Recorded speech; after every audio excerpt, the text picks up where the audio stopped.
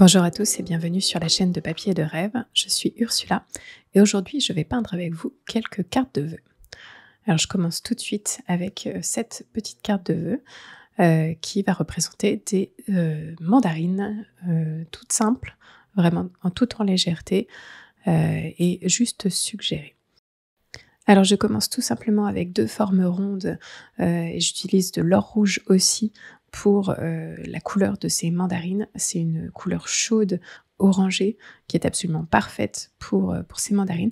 Et j'ajoute une petite pointe de lac jaune à l'intérieur, juste pour donner une touche un petit peu plus acide et avoir un camailleux de jaune orangé qui se forme à l'intérieur. Alors bien sûr, vous savez que j'aime bien quand il y a de l'eau, quand ça bouge, quand c'est fluide. Donc j'ajoute quelques gouttes d'eau, je projette quelques gouttes d'eau avec mon pinceau. Et toujours avec en majeure partie cette couleur or rouge aussi. Alors bien sûr, si vous n'avez pas de l'or rouge aussi, parce que c'est une couleur qui est quand même assez spécifique, vous pouvez utiliser n'importe quel orange qui vous plaît et je pense que ça fonctionnera parce que l'or rouge aussi est vraiment une couleur relativement simple qui ne granule pas, c'est juste un bel orangé que j'aime beaucoup. Alors, lorsque je suis satisfaite de cette première étape, je vais créer un vert avec un peu ce qui reste dans ma palette. Alors, c'est principalement de la laque jaune, du bleu d'un entraîne, mais il y a souvent un peu de sodalite aussi qui traîne dans ma palette. Je crée un vert un peu chaud. Et je viens placer une tige et une feuille sur ces petites mandarines. Alors bien sûr, je n'ai pas attendu que cette première couche d'orange sèche, alors il y a forcément des couleurs qui vont se fondre les unes dans les autres et c'est exactement ce que je recherche, cette fluidité. Et vous voyez pas forcément ce que je fais à cause des petites oreilles d'Aria, mais voilà, j'y vais tout en douceur, je crée une tige vraiment sans appuyer du tout sur mon pinceau pour avoir le trait le plus fin possible. Et ensuite, je viens juste aplatir mon pinceau pour créer des feuilles, juste en utilisant la bonne dose de pression sur le pinceau. On peut vraiment étaler les poils pour avoir vraiment la largeur de la feuille. Et ensuite, en relevant délicatement le pinceau, on a la pointe qui se forme vraiment toute seule. Et vous voyez que mes couleurs se fondent les unes dans les autres et on a cette fluidité à laquelle je tiens. J'ajoute quelques petits points d'or rouge aussi dans les mandarines, juste pour leur ajouter un petit peu de texture et qu'on ait un peu cette sensation de rugosité de la peau de la mandarine. Alors comme j'ai deux mandarines l'une à côté de l'autre et qui se touchent, je vais essayer de créer une petite ombre entre les deux pour qu'on puisse les différencier un petit peu plus. Et pour ça, j'utilise la sodalite parce que c'est un bleu, donc une couleur complémentaire à l'orange. Et ça va donner une impression grisée en fait, sans en faire trop, sans être trop vert. Et ça va fonctionner très bien. Alors bien sûr, j'ajoute aussi un tout petit peu plus d'orange dans cette zone-là pour vraiment intensifier cette impression d'ombre. Tout est humide, donc forcément, ce sera un peu flou, mais ce sera aussi fluide et c'est ce que je recherche. Alors c'est vraiment une carte toute simple, je ne vais pas ajouter plus de détails que ça, mais juste un petit clin d'œil, vous allez voir dans quelques instants sur le dos de la carte de vœux. Donc j'ai peint ces deux petites mandarines sur la face avant et sur le dos, je vais ajouter une toute petite mandarine comme une petite signature, vous savez, au milieu. Et c'est juste un tout petit clin d'œil de rappel de la face avant. Et alors cette carte de vœux est vraiment toute simple, je ne vais rien rajouter de plus, vous allez voir. Ce qui est bien, c'est qu'elle est assez versatile, vous pouvez rajouter des mandarines si vous le souhaitez, vous pouvez faire comme une sorte de motif avec ce même sujet, et vous pouvez aussi le faire en version portrait si vous en avez envie. Et voilà, c'est tout pour la première. Et maintenant, pour la seconde carte de vœux, là, on va faire des choses un petit peu plus intenses. J'utilise la sodalite en premier sur mon papier. Alors, j'utilise un papier assez léger pour faire des cartes de vœux. C'est un papier qui est en 180 grammes par mètre carré, donc plus fin que ce que j'utilise habituellement. Ce qui peut être un tout petit peu gênant quand on utilise beaucoup d'eau comme je suis en train de le faire. Mon papier va forcément gondoler un petit peu. Si ça vous gêne, vous pouvez totalement scotcher tout le tour du papier pour éviter que ça gondole un peu trop. Alors moi, je ne l'ai pas fait parce que je ne voulais pas avoir ce petit bord blanc en fait. Mais c'est quelque chose que vous pouvez faire si ça vous gêne. Donc j'ai mouillé toute ma feuille et j'ajoute donc cette sodalite véritable en essayant d'être le plus sombre possible sur le contour et un petit peu plus clair au centre. Et je vais aussi ajouter d'autres couleurs à cette sodalite, ici du violet toundra. Je vais aussi ajouter un petit peu d'indigo, en tout cas des couleurs un peu plus sombres en fait, pour qu'on ait un peu plus de couleurs, d'intensité de couleurs. Je veux des choses un petit peu plus sombres, surtout sur le tour, comme je l'ai dit. Et je veux essayer de donner un petit peu comme une sorte de ciel avec des nuages la nuit, où on a des zones un peu plus claires, des zones un peu plus foncées. C'est un peu mon idée ici. Et quand je suis satisfaite de cette couleur bien foncée, je vais aussi ajouter quelques petites touches, on peut presque appeler ça des touches de lumière, mais pas vraiment, avec de la couleur lavande, qui est une couleur un peu plus opaque. Et ça va juste ajouter un petit peu comme du brouillard, si je peux m'exprimer ainsi, dans ma couche très sombre en fait. Ça ajoute quelques zones un petit peu plus colorées. Alors c'est très délicat et si vous n'avez pas de couleur lavande, vous pouvez totalement passer cette étape. Mais moi je trouve que ça ajoute un petit côté laiteux en fait, qui peut être intéressant dans la texture sur cette zone-là. Alors la dernière chose que je veux ajouter sur cette première partie de ma carte, c'est quelques arbres en fait, vraiment tout en douceur. Ma page est totalement humide, hein, donc tout ce que je vais ajouter maintenant va se flouter. Donc j'utilise de l'indigo et du rouge oxyde transparent pour créer ces arbres. Et je vais les créer très simplement avec quelques coups de pinceau, un coup de pinceau vertical pour le tronc et après quelques coups de pinceau horizontal pour les branches. Et ça s'arrête là. Vraiment, c'est des arbres très simples, sans aucun détail. Et c'est vraiment pour donner cette impression de forêt dans la nuit.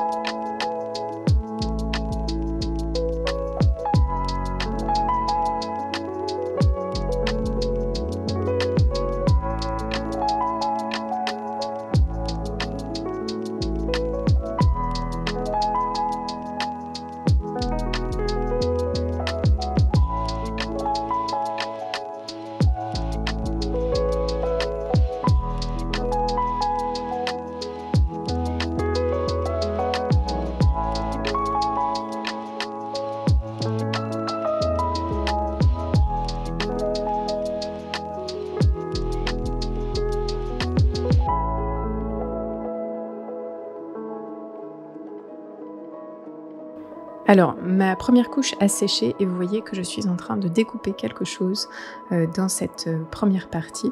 Je découpe juste une petite étoile en fait avec mon cutter et on va peindre à nouveau quelque chose à l'intérieur de la carte. C'est une carte qui est un peu en deux étapes en fait.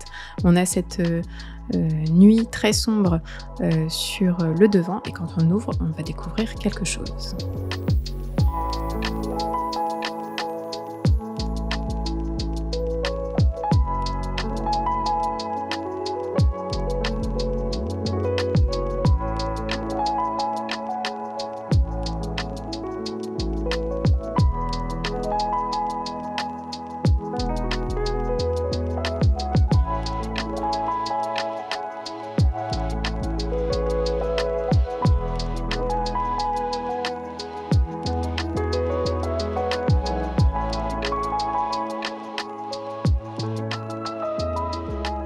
Alors une fois que j'ai créé l'ouverture de ma petite étoile, je vais venir la dessiner sur l'autre face de ma carte pour bien savoir où elle se place et pouvoir continuer mon aquarelle de cette façon-là.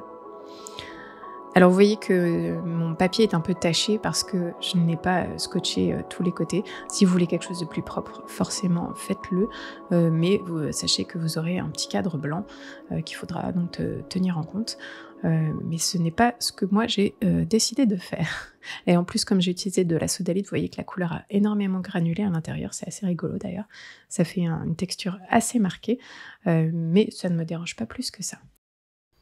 Alors pour commencer cette deuxième partie de l'aquarelle, je viens appliquer un mélange de lac jaune et d'ocre à la place où j'ai décidé de placer mon étoile. Alors j'utilise les deux couleurs parce que je trouve que la lac jaune est un tout petit peu froide et l'ocre jaune un tout petit peu trop chaud, mais en mélangeant les deux, je trouve qu'on obtient une sorte de doré en fait très intéressant. Et je vais venir créer un vert à nouveau avec du bleu d'un entraîne et de la lac jaune pour créer un sapin, tout simplement. Alors c'est aussi un sapin très très simple, hein, un petit peu comme sur la couverture de cette carte de vœux, sauf que j'ai changé mon pinceau et comme c'est un pinceau rond, cette fois-ci j'ai un tout petit peu plus de fluidité dans les poils, il bouge de manière un petit peu plus désordonnée et donc on a quelque chose d'un petit peu plus souple en fait dans les branches qui se forment. Donc j'ai fait ces petits zigzags en fait pour créer la forme du sapin et maintenant je vais ajouter quelques touches de couleur pour intensifier certaines zones, pour créer une sorte de tronc et des ombres sous les branches.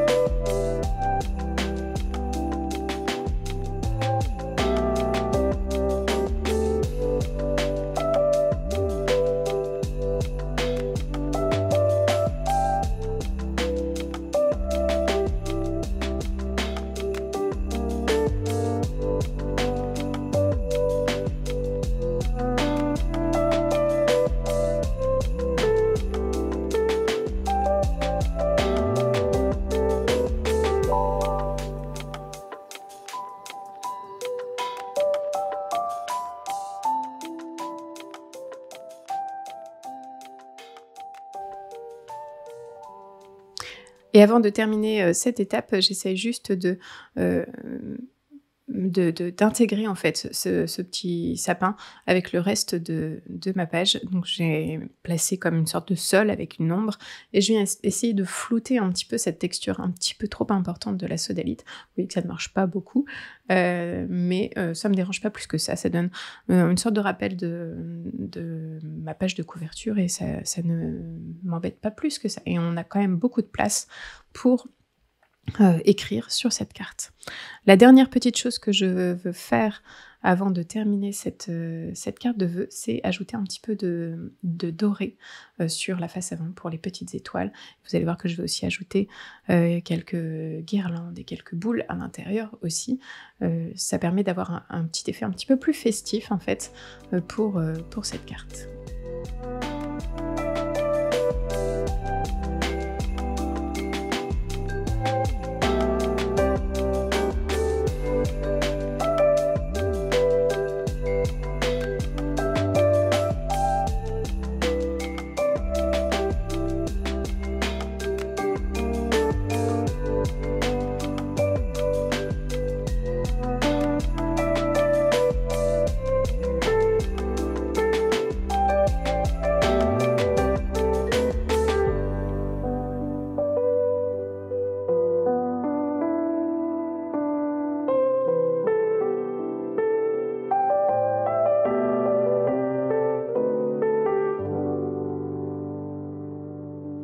Et voilà la carte terminée. Vous voyez, elle brille légèrement sur la face avant. On a cette impression vraiment de nuit étoilée. Et à l'intérieur, on a quelque chose d'un petit peu plus festif avec ce sapin de Noël. Mais ça reste très simple et très fluide. Pour la dernière carte que je vous propose aujourd'hui, j'ai voulu faire quelque chose un tout petit peu plus fun, peut-être un petit peu moins précis, juste s'amuser avec les couleurs et obtenir quelque chose, un effet assez important avec un effet très très simple aussi. Alors, j'essaye de peindre des boules, donc on peut dire que c'est des boules de Noël, mais j'utilise des couleurs assez simples, pas trop de mélange, et j'essaye de les faire se toucher un tout petit peu pour que les couleurs fusent les unes avec les autres. J'utilise du rouge de Pyrrole pour le rouge, de l'ocre pour le jaune doré, et un mélange de lac jaune et de bleu d'Inde pour les tons de vert.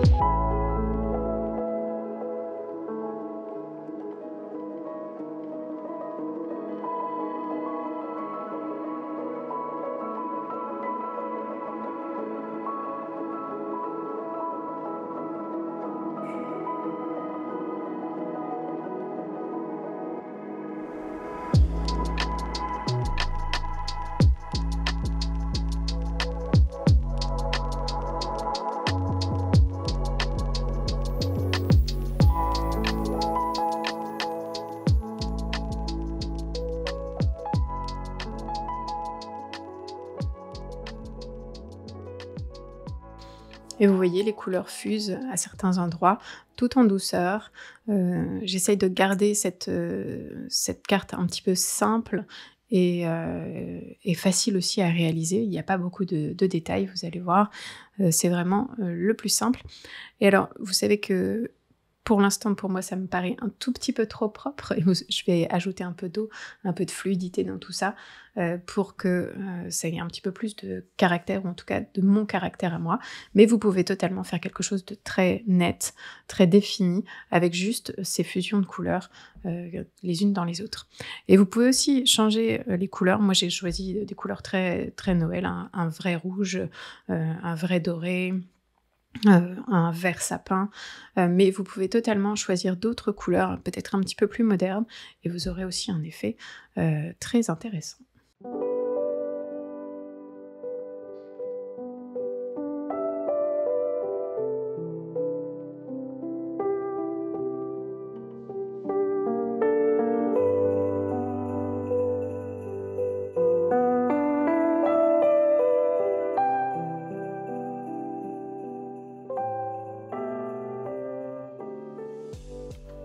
Pour ajouter une touche un tout petit peu plus festive à cet assemblage de boules et de taches, j'utilise à nouveau mon doré. C'est une poudre dorée de Schminke qu'il faut mélanger avec un tout petit peu d'eau pour avoir une sorte de pâte très très brillante. Je viens dessiner quelques fils dorés avec un petit nœud qui vient accrocher en fait les boules et qui leur donne un tout petit peu plus de contexte, voilà, pour qu'on puisse bien comprendre ce que c'est. Et en plus, avec le doré, ça ajoute un petit côté festif qui peut être très intéressant. Alors vous avez vu que pour, l'application du doré, que ce soit sur, la carte précédente ou celle-ci, j'ai changé de pinceau. C'est un pinceau que vous ne voyez, pas souvent, ici sur mes vidéos. C'est mon pinceau de voyage qui a une pointe vraiment extra fine. C'est vraiment une petite perle ce pinceau.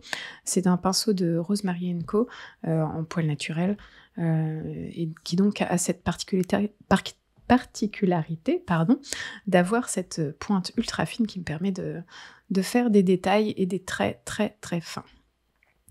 C'est quelque chose que je ne peux pas forcément avoir facilement avec mon pinceau habituel rond, parce que c'est un pinceau assez gros, et que je ne peux pas non plus faire facilement avec mon pinceau en forme de dague, parce que les poils longs font que c'est un pinceau qui est plus difficile à maîtriser, qui est plus intéressant quand on essaye de faire des marques un petit peu aléatoires. Là, j'ai besoin de précision, c'est pour ça que j'ai choisi ce petit pinceau. Alors pendant que je finis un petit peu ces derniers petits détails, je vais vous laisser regarder tranquillement, et je voulais juste vous remercier parce qu'on est un peu à la fin de l'année. C'est un peu le moment de faire le bilan de l'année, même si bon, c'est pas encore tout à fait terminé et qu'il y a encore quelques vidéos qui vont sortir. Je voulais vous remercier de votre suivi et de votre fidélité. J'ai pas forcément publié des vidéos très régulièrement ces 2-3 dernières années, mais vous êtes toujours là à regarder mes vidéos, et ça me fait très plaisir. Vous êtes toujours là à commenter et à liker mes vidéos, et ça me fait extrêmement plaisir. Je vous remercie vraiment beaucoup de votre fidélité, ça compte beaucoup pour moi. Et voici donc mes petites cartes de vœux de cette année. C'est quelque chose qui m'a beaucoup amusé à réaliser, et j'espère que vous avez apprécié aussi de regarder la réalisation de ces cartes de vœux. Merci beaucoup de votre soutien, et n'hésitez pas à aller faire un tour sur le blog pour plus d'informations sur ces petites cartes de vœux, et on se retrouve très bientôt.